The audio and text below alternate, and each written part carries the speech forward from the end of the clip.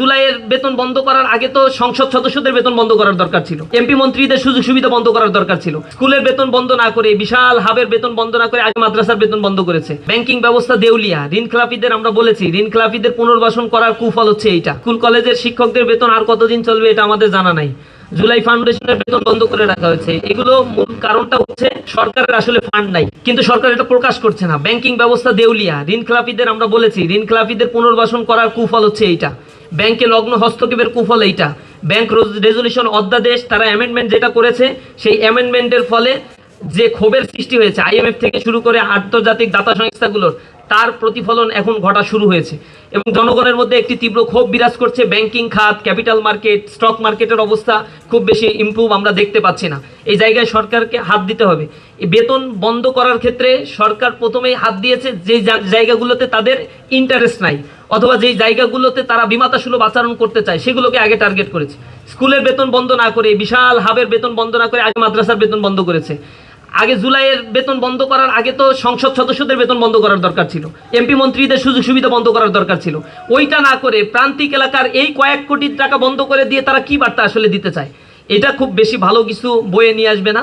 এতে জনগণ ফুঁসে উঠবে এবং জনগণ কথা বলবে। আমরা সরকারকে বলতে চাই যে অনতিবিলম্ব এই চরিত্র পরিহার করুন। সর্বপ্রথম যদি কারো বেতন বন্ধ করার দরকার হয়, সর্বপ্রথম মন্ত্রীদের বেতন বন্ধ করা উচিত। দ্বিতীয় যাদের বেতন বন্ধ করা উচিত, এমপিদের বেতন বন্ধ করা উচিত। এরপরে সচিব উপর থেকে বেতন বন্ধ করবেন। যারা স্বাবলম্বী, যাদের 10 মাসের বেতন বন্ধ করলেও ঠিকঠাক মতো চলতে পারবে, এদের এর আগে বেতন বন্ধ করা উচিত। রুট লেভেল থেকে বেতন বন্ধ করে টাকা নাই এই এই কথাবার্তা বলার কোনো সুযোগটা নাই। আমরা এটা ইন্টেনশনালি মনে করছি সরকারের পক্ষ থেকে কিছু জায়গাকে বাছাই করা হয়েছে এবং সেই জায়গাগুলোকে পরিকল্পিতভাবে ধ্বংস করার জন্যই এই পায়তারাগুলো ধীরে ধীরে ধীরে ধারাবাহিকভাবে তারা করার জন্য চেষ্টা করছে। সরকারকে এই জাতীয় কর্মকাণ্ড থেকে আমরা বিরত থাকার জন্য আহ্বান জানাই।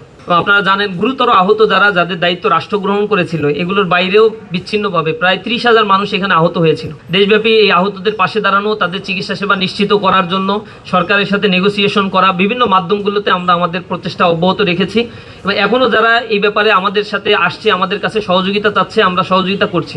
যারা এখনও ভাতা পাচ্ছে, গেজেটভুক্ত রয়েছে, সরকার নানা উদ্যোগ গ্রহণ করেছে। আমরা আশা করি সরকার এই ব্যাপারে আরও বেশি সদিচ্ছার পরিচয় দেবে। এখানে একটা মন্ত্রণালয়কে অ্যাসাইন করা হয়েছে, মন্ত্রণালয় রয়েছে জুলাইকে কেন্দ্র করে, এবং জুলাই স্মৃতি জাদুঘর রয়েছে। স্বাভাবিকভাবেই এই স্মৃতি জাদুঘর থেকে শুরু করে অন্যান্য মন্ত্রণালয়ে যে সুযোগ সুবিধা ইন্টারিম গভর্নমেন্ট তৈরি করেছিল সেগুলো যেন চালু থাকে, এ ব্যাপারে গভর্নমেন্টের প্রতি আমাদের তো আহ্বান থাকবে। জুলাই আহত, পঙ্গুত্ব বরণকারী জুলাই যোদ্ধাদেরকে নিয়ে, শহীদ পরিবার নিয়ে আমরা মাসব্যাপী আয়োজন করব। প্রশাসনের মাধ্যমে, মিডিয়ার মাধ্যমে, আমরা আমাদের যতটুকু যোগাযোগ রয়েছে এর মাধ্যমে আমরা বলার চেষ্টা করব। সংসদে দাঁড়িয়েও বিরোধী দলও এ ব্যাপারে ভয়েস রেজ করবে। আশা করি যারা আহত রয়েছে তাদের চিকিৎসা নিশ্চিত হওয়ার আগ পর্যন্ত আমরা তাদের পাশে থাকবো ইনশাআল্লাহ।